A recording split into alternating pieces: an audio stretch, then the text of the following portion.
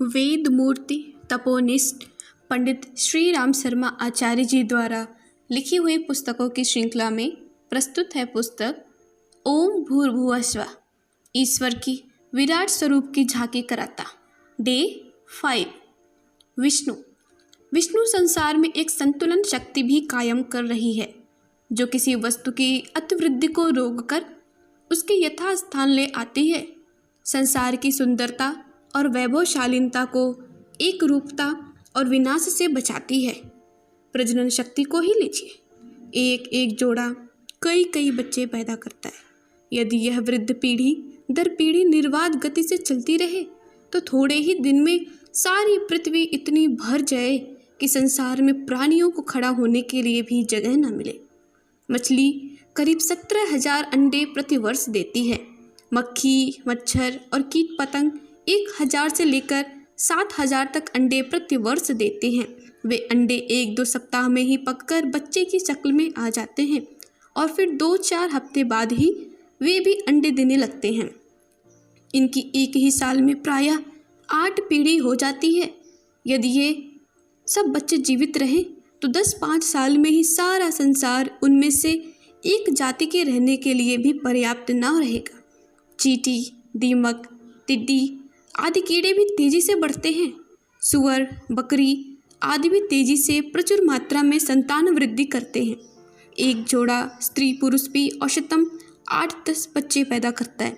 यह अभिवृद्धि यदि ना रुके तो संसार के सम्मुख 10-5 वर्ष में ही बड़ी विकट परिस्थिति उत्पन्न होकर खड़ी हो सकती है।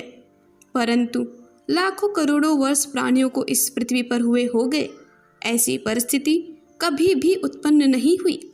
सृष्टि की संतुलन शक्ति उस विषमता को उत्पन्न होने से रोके रहती है। दुर्भिक्ष, भूचाल, महामारी, युद्ध तथा किसी न किसी दैवीय प्रकोप द्वारा प्रकृति प्राणियों की प्रजनन शक्ति से उत्पन्न होने वाले खतरे का निराकरण करती रहती है। रात्रि का अंधकार एक सीमा तक बढ़ता है, उस बाढ़ को प्रकृति रोकती है और पुनः दिन का प्रकाश लाती है। मध्याह्न तक सूर्य की तेजी बढ़ती है, फिर घटने लगती है। समुद्र में ज्वार आते हैं, फिर थोड़े समय बाद उसका प्रतिरोधी भाटा आता है। चंद्रमा घटते घटते क्षीण होता है, फिर बढ़ने लगता है। गर्मी के बाद सर्दी और सर्दी के बाद गर्मी का मौसम आता है। मरने वाला जन्मता है और जन्मने वाला मृत्यु की तैयारी करता है। सृष्टि के सौंदर्य का क्रम यथावत चला आता है, उसका बैलेंस बराबर कायम रहता है, संतुलन बिगड़ने नहीं पाता।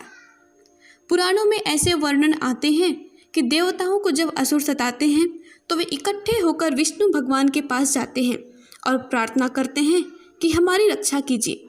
कई पुराणों में ऐसी कथाएं मिलती हैं कि पृथ्वी पर जब अधर्म बढ़ा तो धरती माता गौ का रूप धारण कर विष्णु भगवान के पास गई और प्रार्थना की कि अब मुझसे पाप का बोझ नहीं सहा जाता, मेरा उद्धार कीजिए। देवताओं की रक्षा करने तथा पृथ्वी का भार उतारने के लिए विष्णु भगवान अवतार धारण करते हैं।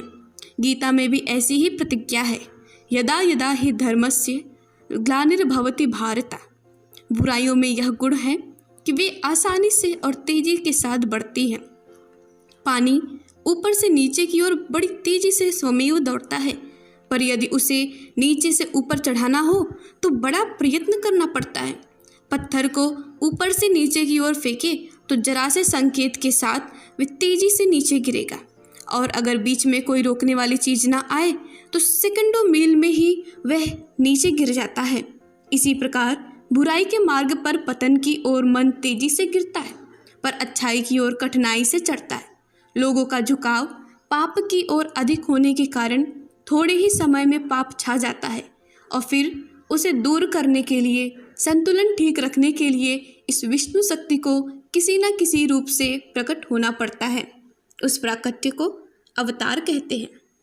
शरीर में रोगों के विजातीय विषैले परमाणु इकट्ठे हो जाने पर रक्त की जीवन शक्ति उत्तेजित होती है और उन विषैले परमाणुओं को मार भगाने के लिए युद्ध आरंभ कर देती है। रक्त के श्वेत कणों और रोग कणों में भारी मार काट मचती है, खून खच्चर होता है। इस संघर्ष को बीमारी कहते हैं। बीमारी में पीड़ा, फोड़ा, पीव, दस्त, उल्टी, जलन आदि के लक्षण होते हैं। युद्ध में चोट लगती है, दर्द होता है, यही बीमारी की पीड़ा है। खून खच्चर होता है, यही दस्त, यही पीव आदि है। बीमारी का प्रयोजन शरीर को निर्दोष बनाना है। अवतार सत्ता यह भी यही कार्य करती है। जब रावण, कंस, हिरण्यकश्यप शरीर के कुविचार के प्रतिनिधि अधिक बढ़ जाते हैं तो पापों की प्रतिक्रिया स्वरूप अंतरिक्ष लोकों में हलचल मचती है और उस विषमता को हटाने के लिए अवतार प्रकट होता है। जब ग्रीष्म ऋतु का त्याप असह्य हो जाता है तो उसे शांत करने के लिए मेघमालाएं गर्जन करती हैं, परंतु यदि उस पत्थर को ऊपर फेंके तो बड़ा जोर लगाकर फेंकना पड़ेगा, सो भी थोड़ी ऊंचाई तक जाकर ही गिर पड़ेगा। इसी प्रकार बुराई के मार्ग पर पतन की ओर मन तेजी से गिर जाता है। पापों की अभिवृद्धि का नियमन करने के लिए वैष्णवी सत्ता अवतार धारण करने प्रकट होती है और भीषण संघर्ष उत्पन्न करके शांति स्थापित करती है। परित्राणाम साधूनाम विनाशाय च दुष्कृताम। अवतार का यही उद्देश्य होता है। धर्म की संस्थापना के लिए वह बार बार प्रकट होती है। रामचरितमानस में कहा गया है, जब जब होई धर्म कै हानि, बाढ़ई असुर महाअभिमानी, तब तब ली है प्रभु अवतार। धन्यवाद। जय गुरुदेव। हमारे YouTube चैनल को सब्सक्राइब करें और बेल आइकन को दबाकर ऑल पर क्लिक करें ताकि नोटिफिकेशंस आपको मिलती रहें।